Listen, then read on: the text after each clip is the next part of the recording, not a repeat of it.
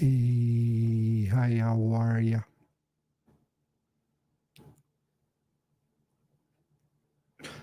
So I'd just like to welcome you to this podcast, I guess, or I don't even know what to call it. So just me sharing my recovery. So I was just trying different things here.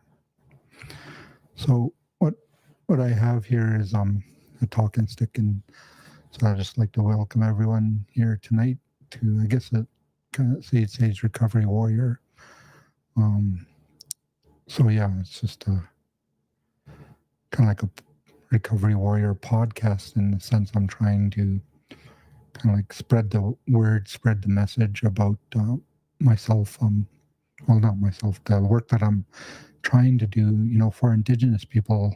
Like the way I see this is, let's say somebody, because some reserves are pretty isolated and they don't have anyone to who sort of does this stuff, right? So they have little limited resources. So what I want to do is put myself like not in a good way into their bedrooms where they could watch privately, and I'll just share some teachings or whatever I get to put together of a whole list of stuff here that I would like to share eventually. I'm working on a bunch of things, like a healing journal and stuff like that, like a weekly planner. So all this stuff is designed to get into what I call active recovery, right? So, and this is just one tool, I guess, or whatever that I'm hoping to employ in order to just share to steal a saying from the AA program, experience, strength, and hope. Because, I mean, if you tear the person down or tear me down, people love to do that. Tear me down. That's basically all I have is experiences, strength, and hope that I could give to individuals, such as those individuals who are alone in their bedroom in isolated reserves. And, it's a winter, starting to be winter here. So the seasons have changed. And so we just gives us N plus two. I don't know about you, but I know about me. The the thing there for Christmas gets a little bit weird for some people. I know early on in my recovery, my Christmas was pretty weird. Like, yeah, I'm just gonna test this out here. Not so bad, I guess. Yeah, okay. So what I have here is I don't know if you can see.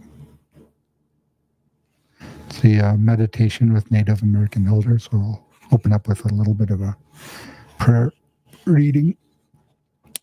So Tecumseh Shawnee says, "Hear me, a single twig breaks, but the bundle of twigs is strong." What do you mean by that, Shawnee? Tecumseh. So you can take one arrow and break it in half, no problem. But if you take 12 arrows in a bundle, it's almost impossible to break any of them. There is strength in unity.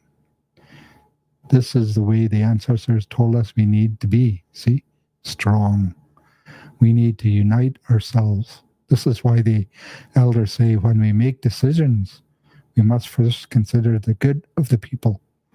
And every person in the community thinks this. If every person in the community thinks this way, then we will always make strong decisions.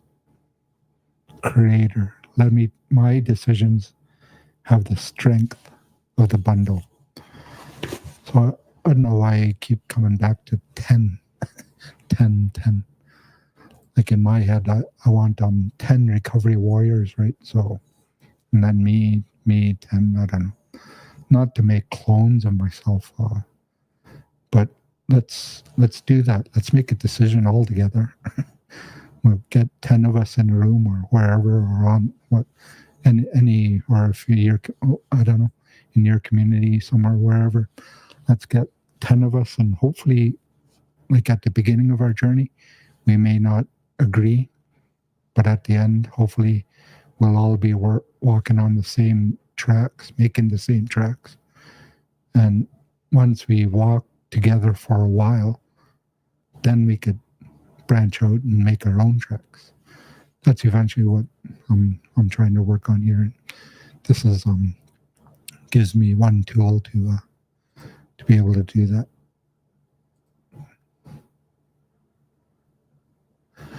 So this here is the power of traditional teachings in Indigenous recovery. Welcome to episode 2 in our series for Indigenous recovery warriors. Like today we explore how our rich cultural heritage guides us on our path of healing and personal growth, right?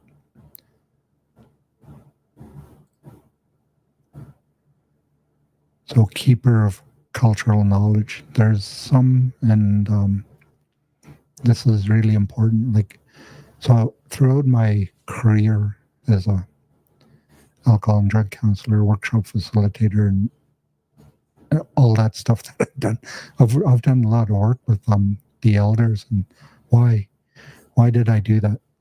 Well, one elder told me is like there are national treasures, and then so if you look at one of my websites on the contact us, you'll see that there's a series of pictures, and most of them are elders, I would say. The majority. An elder for me is somebody who's been doing something for a very long period of time. And some of those people have been doing their work for a long period of time. And I worked with them, each one of them on that contact us page.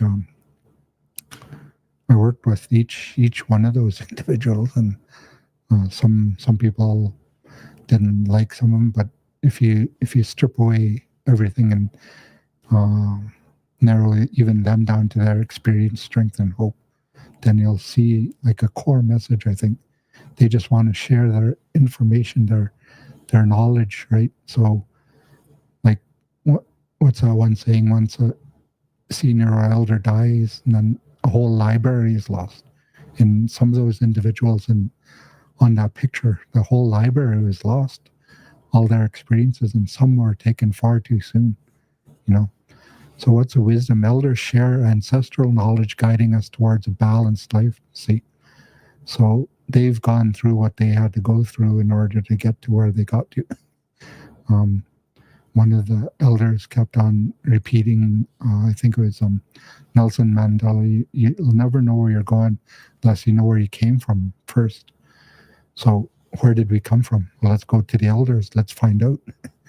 The old ones, some people call them old ones. They don't like the term elders, just because it's like in quote unquote church term or something. So they call them the old ones, and I respect that. For me, I don't know. I got introduced to elders, and so to me, that I call them elders. So storytelling, traditional stories teach valuable lessons about overcoming challenges. You see that?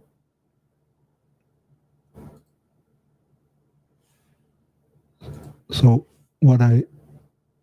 this is important, like, so storytelling. So on our website, we offer Sit in the Fire course. So that Sit in the Fire course is like, another person told me, he said, if somebody has a problem or an issue with another person, right, then and they need to address that problem with that directly to that person. don't if you have a problem with X, like I was mentioning, don't take it to A, B, C, 1, 2, 3. Take the problem to X, right? And that is just well, let's say take the problem to Y, not X. Anyways, yeah. So why? Because I don't know. Take the problem to Z, because Z, you're the one who has a problem with Z. So take it to the Z, and then Z will grow. You'll grow. And on this workshop I did, that's called Building the Bridges, right? So that's what I think we need to do. You know, like I was in the steam room the other day, or sauna, and there's these three ladies, and then there's a bunch of, like, there's about 7 people in there. I don't know if it's 7 or 6, or, but three ladies left, and the other 3 people who were remaining there talked about them after they left, you know. So I was thinking, like, why, like, see, it's easier for us to talk about people rather than to people. I think it would have been better had they said what they said about them after they left. They should have said it directly to them when they were sitting there, because what they had good things to say about them. They're strong and stuff. Why not start a conversation while they're in their own room? You know, take their issues with XYZ. See, as soon as XYZ left, ABC 123 started talking about. I don't know. It just puzzles me. But so that's why we have a sit in the fire course. So, like, individuals, I'd like to interview a lot more elders, and I've done a lot of work with elders, and so let's interview them. Let's get their story, put it up on the thing there. So once, like, if I'm having a bad day, and I've had several in my experiences, then I could see how other elders got through, you know, because they survived, like, all their difficulties and challenges up until they pass away. So that's and they want to share their stories, and I want them to share their stories because we could learn from it. Let's sit in the fire with the elders, so we know how to avoid, you know, things that come up in our daily walk. You know, share our own experiences and let's get their story. How did they overcome their challenges? And then ceremony, right? So we could sacred rituals connect us to our roots and inner strength. I think we don't have enough ceremonies. I interviewed an individual couple last week or something in front of the Sweat Lodge. I have the interview in the other room there, but I'm gonna put that up too as well. So because it's ceremonies, like, so when those individuals have passed away, and the one guy just had a lot of experiences, and he had a culture camp that he used to do in Arizona or somewhere, you know, where he'd take individuals who were incarcerated or in trouble and conflict with the law, and he would go through a 2-week culture camp with them. I thought that's an awesome idea, you know. So that's why we need the keeper of the knowledge to share their wisdom, get their stories, and honor the ceremonies. Because, I mean, some of it is like, well, no matter how much they try to knock us around, the ceremonies are still there. So the warrior strength and tradition, right? So we need to recognize our inner warrior. Embrace the strength of our ancestors within you. Yeah. See, I kind of I moved back to, like, in a sense, my hometown, right? Or close to it anyway. So just because I heard what we need to do is return back to kind of like where we came, like where our ancestors are. Do the work where your ancestors are and stuff. And because I had the option to move to a different place where it was it's really not my people and stuff, but the percentage of Indigenous people in that community, and I know it's high, and I know that they need a lot of help, and I know that they need a lot of help all across the country here. But so, and I was thinking, well, they're not really my people, so would I be accepted? Because I know Indigenous people, even within a community, one community could be at fighting with another community and their neighbors, basically.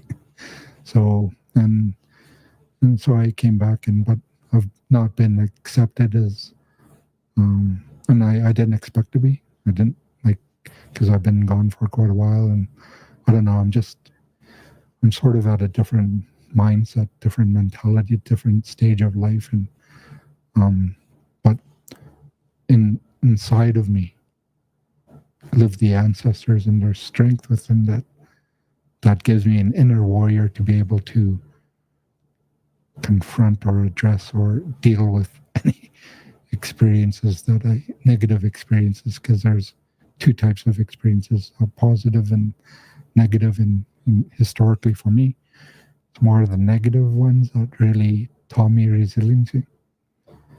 And it made me realize that there's an inner warrior inside of myself. But I don't know. All our journeys are going to be different, but if you don't think you have an inner warrior, let's get into a group together. I could give you some exercises that through my experiences that I've been through that'll be able to highlight that we do have an inner warrior, and we could do things that we never realized was possible. And that's why I'm doing all this work. Just, okay, get into recovery, even though you don't think you can, where you're at with what you have, right? Learn the traditional practices, engage in cultural activities that promote healing and resilience. And so I know there's so few of them around, but just try to capture all that you can. Sometimes you know, some of the, like I remember asking this one guy, because he used to go to Sundance, and so to prepare for Sundance, they would go on a vision quest. So they're without anything for like 3 nights or something like that. I'm not sure exactly, but so engage in promote. Yeah. So, and I asked him, I said, I would like to do that. How could I participate and survive a vision quest? And he said, well, just, turn everything off, sit in the room, for an hour at a time, or practice, right? So that's some way we could still maintain the cultural healing and resilience alone, right? Without actually having to engage in the actual activity. So, and that way we could, I don't know about YouTube and learning songs like that, and I think people do it. Some people say it's not traditional.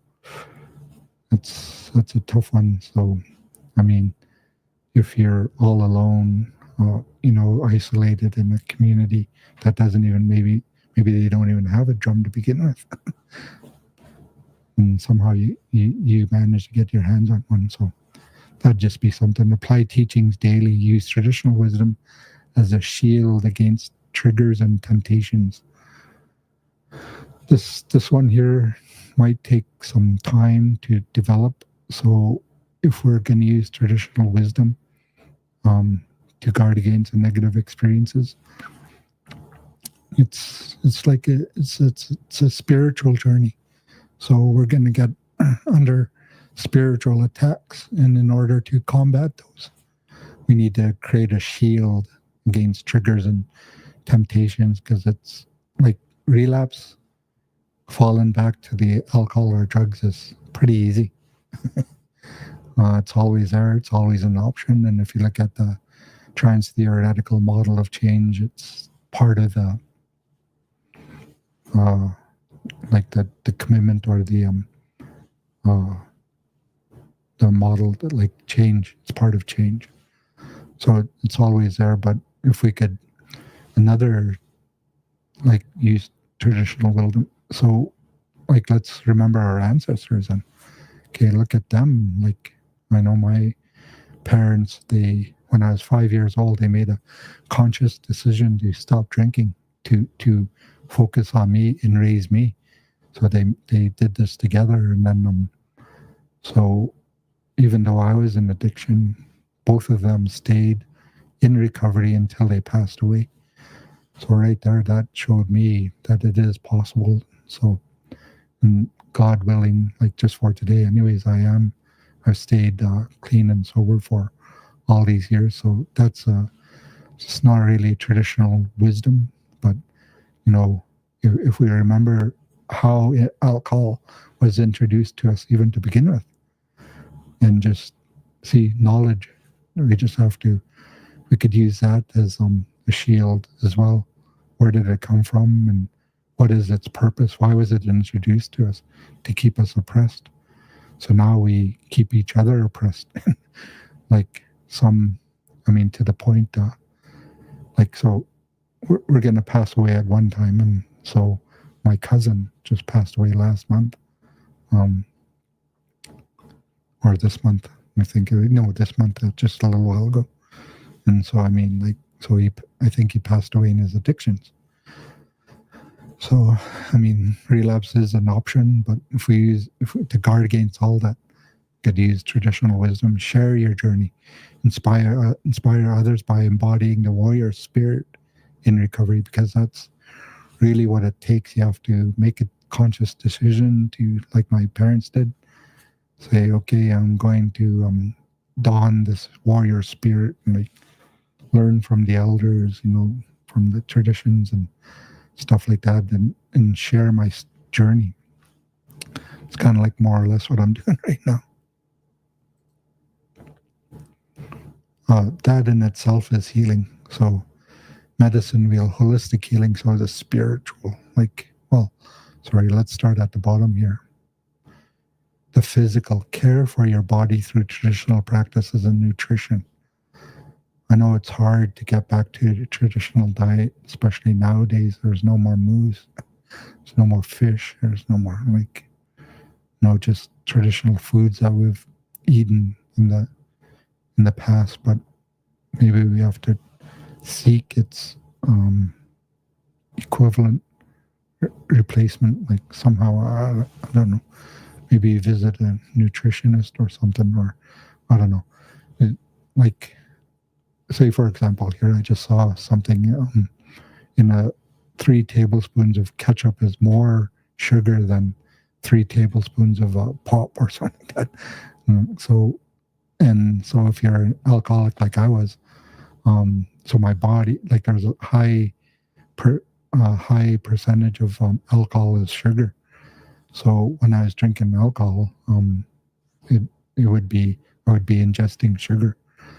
This is what I learned from a book, right? And so and what they said is, so when I take ketchup, and so it has sugar in it, my body can't tell the difference between sugar and alcohol, or sugar and ketchup. So when I take the sugar and ketchup, I don't get the dizziness or whatever, those kind of alcohol effects, right? But my body can't tell the difference, so it basically continues behaving as though I was alcoholic. So that's one thing. Like so, and that's only through my experience, right? So, care for your body through traditional practice. Yeah, so maybe just we could take it to an elder or something, but I don't know. Your body, if you've been ingesting alcohol or drugs for a long period of time, recovery is a physical thing first. I remember when I got into recovery, 6 months in, because I wasn't ingesting alcohol anymore. You think you'd feel good, right? No, I fell into a depression, man. I was just utterly depressed. I'd just come home, go like at, say, Friday after work or something. I'd come to the place I was staying at, lay on my couch until Monday morning when I'd go back to work. And I couldn't figure it out, but there was my body saying, hey, Jackson, man, remember what we used to do? So recovery is a physical thing. Then we have to move through our mental. Actually, it should be reversed, I think, emotional. Then we have to deal with our emotions. So express and process feelings in healthy ways. I mean, see, sometimes I hate these things, like express and process feelings in healthy ways. Okay, let's move on. But that right there could take you, like, I'm still dealing with things that I used to deal with the ways in the past. And sometimes if I ran into people in there where I was over 20 years ago, then all of a sudden, it's like the tuning forks, remember? So you have a tuning fork, and if you have a tuning fork at the same frequency, they don't even have to touch. You just bring them close proximity, and they both start vibrating. At, so if this one's vibrating and this one's stationary, and then you bring them together, this one will start vibrating. So that's what happens. We will start vibrating at the frequency of the individual. So express and process healthy ways. We have to learn healthy ways to vibrate when we feel that, and say, okay, well, like for me, I have to go through it and learn it and learn it. And that took a long time. That teaching for me took a long time to realize. Like some people say, oh, it's easy, but it's easy to say. Well, I understand that, yeah, and then go on, but until you get hooked, like caught, that'll sucker you in, and you get caught, and you're like, oh my man. But they say addictions is a disease of feelings, so that's how we have to express and process our feelings in a healthy way, and not relapsing. Relapsing is like, if you're going to fix somebody else by relapsing because you're angry at them, I don't think that'll work too well. But I mean, we all have to learn somehow. So if you feel like you have to do that, so then go through the mental, cultivate the positive thoughts and learn from experiences. See, so once we go through that cycle of engaging in the emotion, bouncing off the wall of everything and stuff like that, and like our going past our defense mechanisms, because that's sort of what happens. We have a certain defense mechanism. Then we engage in the emotion, and we kind of like, it's a anger arousal cycle. And so when we're at the height of our outbursts, say, our ability to think about what we're doing is at its lowest. So it takes some time. So we have to go through it, and go through it, and go through it. It's kind of like a cold, almost, like, that's why they can't cure the cold, because so here's the properties of the cold is like this, and then next cold it's like this. So it's still a cold, but it's changed, and it's like this, and it's like that. So that's the thing with these experiences. We'll go through them, and it'll be the same experience, but it'll be different somewhere down the road in the future, and it'll all the tenants will be there, but that they'll be changed, they'll be different, and so we can't. So that's why it takes a while to, like, a balloon. That's the way I see it. So if we had a balloon here, then we squish it down, and then all of a sudden it pops up over here. And you're like, oh, okay, so I have to manage that part. So you push that one down, you get a hold on that one, then it pops up over there. So it's like, is this ever gonna stop? No, man, it's not. That's what I learned. Life is not gonna stop, so we shouldn't stop. I'm not gonna stop. So, but it takes time to cultivate these positive thoughts and learn from the experiences, and we just have to go through it and go through it and go through it and go through it. I think that's why they say sometimes quickly, sometimes slowly. Sometimes slowly, sometimes very slowly. But hopefully, and that's why I share these experiences with you. So this is for me. You could take it as you want to, think about it, and it's like a Doppler effect. So the car, right? So it got, like, so you could hear it coming, right?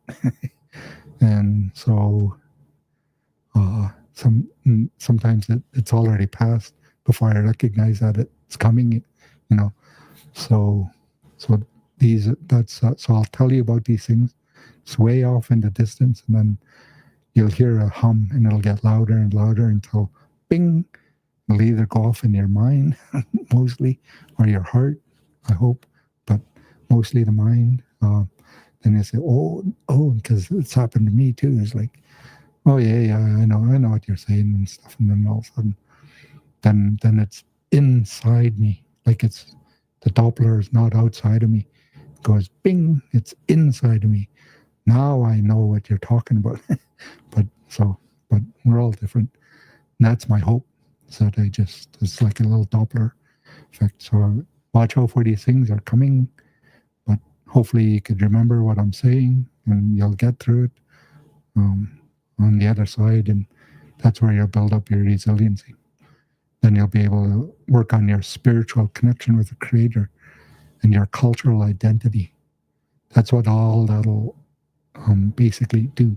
So it's just pushing you up, pushing you up to the top of the pyramid here to be your ultimate form of the ultimate, what God put you on here, on what the Creator put you on earth to do. Yeah, everything positive and negative is pushing you, motivating you in that direction. And so once we have all these things in equal balance, which, hey man, if that happens for you, let me know, because it's none of these are ever in perfect balance and harmony in my life. I mean, I feel good when I'm doing physical exercise. Honestly, I feel good when I'm feeling bad and depressed, or dealing with my emotions, or I get angry. I don't know, but that's just me though. And then I'm feeling good when these things start making sense and mental, and then I feel the best when I give it all to Creator.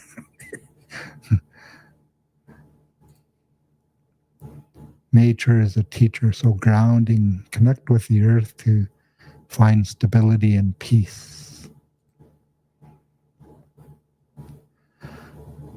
Connect with the earth. Yeah. So just if you're having a bad day, it's true. Hug a tree, man. I was listening to Teachings in the Air podcast from Elder Jerry Oldman, and I was out there bouncing up and down the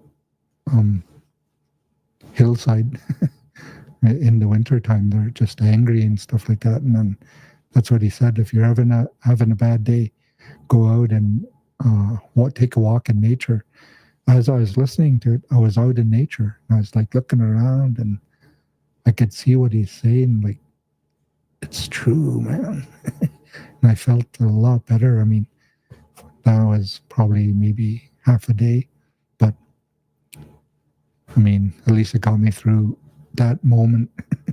So we just have to ground ourselves. Like if we're having a bad day, it's true. Like just stop everything and just go out and take a walk. Resilience, learn from nature's ability to adapt and overcome challenges. You know, I was on in forestry on Vancouver Island, on the west coast of Vancouver Island, and there it's so you have these trees, but the wind is constant, right? So it's the west coast gets a lot of wind because it's open ocean, so it just comes right off the ocean. And so I ran into these trees, and they're a little bit taller than me. They're on the banks like this, like that, and then they're a little bit taller than me. And on one side, there's not too much, like the wind side. There's not too much branches there, but on this side, there's a lot of branches, and the age of that tree is probably like over 100 years old, man. And it's just short, stubby. It's because it has a constant barrage of negativity at it all the time. but it still survives though. And so that's nature's ability to adapt and overcome challenges. No, it's not like in Cathedral Grove where you get those great big huge monsters, right? And I walked in that, like, wow, those trees were pretty huge, but even that wasn't susceptible, right? A lot of those blew over as well, just due to age, right? Harmony, observe the balance in the ecosystems and apply it to life. Like if you look at like the forest and stuff like that. So let's say fire comes through and sweeps through everything, right? So the first thing that comes back is a fireweed. So actually, some plants need fire in order to be born or hatch, and those are needed in order. So like you get the grasses and stuff like that. then the little shrubs, and so it grows in stages, and then the trees and smaller trees, brushes and stuff like that. So they all work together to eventually become mature forests. And so in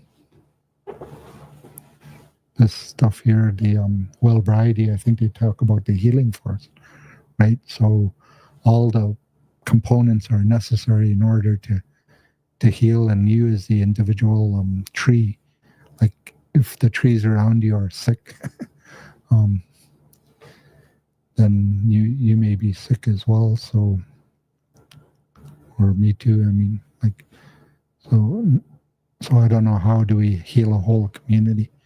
That's what I would love, is for them to be in harmony. There is no harmony on reserves. Cycles, understand life's phases through seasonal changes. See, that's what I just said. So we just went through a seasonal change, and like it's all part of nature. Nature just changes, has the four seasons, and the winds come, and then the summer comes, and winter goes away. Then winter comes, summer fades, and like the moon comes and goes. The full is like a new moon just a couple of days ago or yesterday or whatever.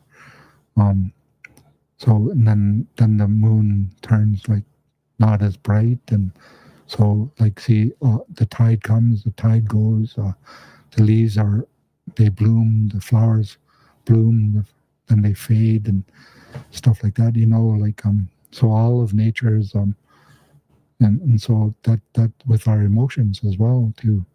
Our emotions may be high or low. So if they're low, like that's what somebody told me, you're just having a low energy day. Just accept it and say, well, because unless we're manic, always up here, we can't always be up there, so you just have to accept it and know that seasons change, and so do we. So the season we may be in is at the beginning, up and down, and our emotions are all over the place, but hopefully they'll like just kind of like subside and balance out eventually over time. And it's possible, but just maintain our resolve, and I don't know, I could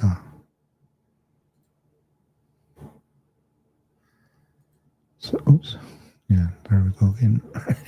So cultural identity, a foundation for recovery. So reconnect your community and cultural practices. That's what we have to do, is engage with our community and cultural practices. Just get out there. Like if we're having a bad day today,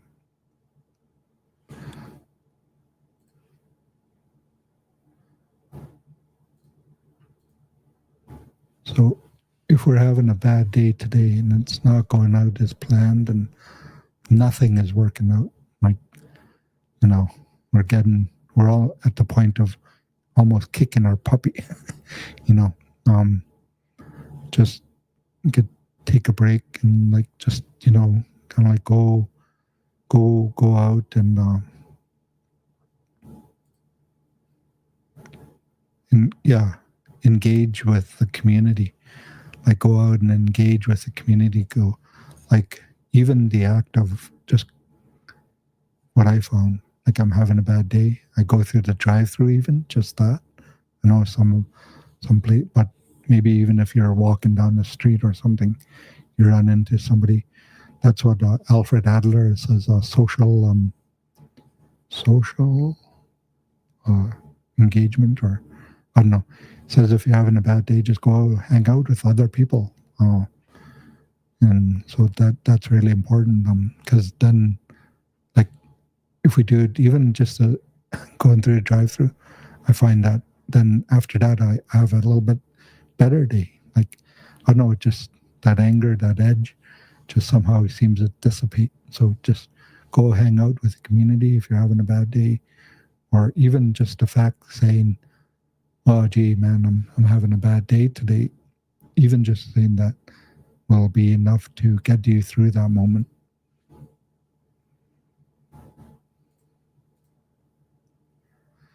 learn, study your language, history, traditional teachings, practice, incorporate culture, values into your daily life. So these, it's just going to take some time, but if you learn, practice, and share, pass on knowledge to others, strengthening communal bonds. Like listen to this podcast. You're something that'll change your whole outlook on life. Listen to this stuff as though you're going to teach it. Because someday you will be teaching it, just like maybe not formally, but just by you. If you learn, practice, reconnect, and with all these things, and it's going to happen automatically. And share. The more you share, like this is a treasure. And so where elders are national treasures, and so they're treasures when they share their knowledge. The more knowledge you share, the more they're going to have, or even yourself, like maybe. Becoming a recovery warrior. How do we do that? Well, self-healing. Apply traditional teachings to your own recovery journey. I try to employ some stuff different. Oops. It's just this thing here. Oh. Yeah, so community involvement, participate in cultural events and support networks. We're only as strong as our networks. Mentorship, seek guidance from elders and experienced recovery warriors. So an experienced recovery warrior to me is like if I'm like that, and I go up close to a person and I feel bad about myself, right? So if I'm in the presence of somebody and I feel bad about myself, I don't think that's an experienced recovery warrior, because there's just something that they somewhere along the line they might have missed something. So and so I mean, I'm awkward too. Well, I don't know, but I feel like I'm an experienced recovery warrior because there's like, I don't know. I'm not out here to harm anyone, or like even if they mistreat me and stuff like that. It's just like, well, in my head, I really wish you wouldn't, but that's just where you're at. And so, I mean, I have this stuff to do, got lots of work to do. I could do it all alone. And I don't mind. I basically grew up alone as an only child. So being alone for me is pretty easy. And I think I'm an experienced recovery warrior because, I'm not out here to harm anyone, and seek guidance from elders and experienced recovery warriors. So if you think, hey, I think I like what that person shares, or I'd like to be there. How did they get there? And go up there, interview them, sit and talk with them, and say, how did you do that? And then sit in the fire with them, and because, but I mean, take whatever information they have, apply like the Doppler thing there, and put it into your heart, mostly, I hope, or your mind, whatever, and then keep going, and until, because that was what I'm shocked by. I have a picture here, and like I was looking at it, and I was like, oh, that one's gone, that. So time just goes by so fast. So we need to connect, because we never know.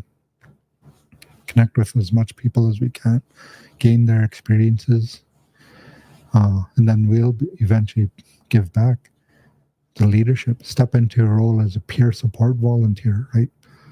So that's why we have to build ourselves up and stuff like that. Moving forward, your role as a peer volunteer. So this is what I'm trying, like, if I could have 10 recovery warriors into a room, all like, that's because I don't know. I don't know about the one-to-ones anymore. For me, I think I want to work with groups. So this group, 10 at a time or whatever, or somehow. So embody teachings, live the principles you've learned, becoming a role model for others. One of the best quotes I've ever heard was a pastor say from what is that? Uh, native Native church. No, forgot what they were called there in Vancouver. There, but First Nations church. Yeah. So what he said is, our hurts and grievances happen privately, but healing has to happen publicly. So so let's start healing. Let's embody these teachings. Let's learn together and become a role model for others. Because I know that. See, so if we had 10, those 10 would be able to be healers for uh, other 10. So it's just like the wheat, right? So if you have a few bushels here and there, it could feed the family or you for a day. But then if you have the seed, you sprinkle it all over the place, it could feed the entire world. Share knowledge, teach others about the power of cultural teachings in recovery. Um, yeah. So that's why I say, like, listen to this as though you're going to teach it to somebody else, and then everything you learn will take on new meaning. Offer support yours is experience and wisdom to guide others on this journey. And that's all I'm really doing. Go ahead if you if you made it to this far. Basically, I'm saying the same thing over and over again, but that's my experience and the wisdom to guide others on their journey. And that's all that I want to do. I've like what I should do is what's that called? I should share some pictures of the experiences that I've been blessed with through my recovery journey, and that's all that I want for those individuals who are sitting in the in these reserves, and there's nothing but like smoking and drinking and doing drugs and boredom. Like there's nothing else to do there. I get it, and I've seen it, and I know that being belonging to somebody or something like a gang would be the easy way to do it. And sometimes those may not really what's that called lead to the best outcomes. So let's how could we turn this around? So if you stumble upon this, that'd be my prayer for you, is just try to know the community, know the recovery warriors, know the individuals who are in recovery, who are trying to do their best, because it's not an easy journey. I've met some of them, and I know, like, even though they may have abstinence, I don't know if they have recovery, because they may not taken steps in their recovery to repair the harms that they've done in the past. And so, like, you may have years, decades of abstinence, but are you in recovery, active recovery? Like, are you sharing your experience, strength, and hope in order to make the future generations' journey a little bit easier? Because that would be my hope and goal for the future generations, is that they do twice as much as I have done in half the amount of time, and with ease and with pleasure and, like, happiness, joy, and being free. That's what I want for them, is a freedom, to know a freedom, financial freedom.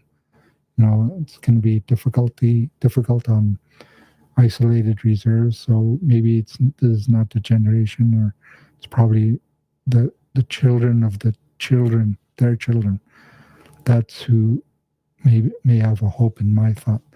So because I think they're growing up a little bit, like the youth today are probably at a different level than I am at. They're more advanced somehow, and I don't even know how. But they seem to have innate abilities, and so let's keep them, like, untouched, as they grow up, and protect them from the fire, protect them from the floods and everything like that as they grow up, not add to their burdens. Let's do our own healing so we don't pass on our garbage onto the future generations and just say, well, let them sort it out. No, we're going to be the ones to sort it out for them, so that making their journey a little bit easier. And that's all that I pray for. Hopefully we could do it. All my relations. See you in 2 weeks.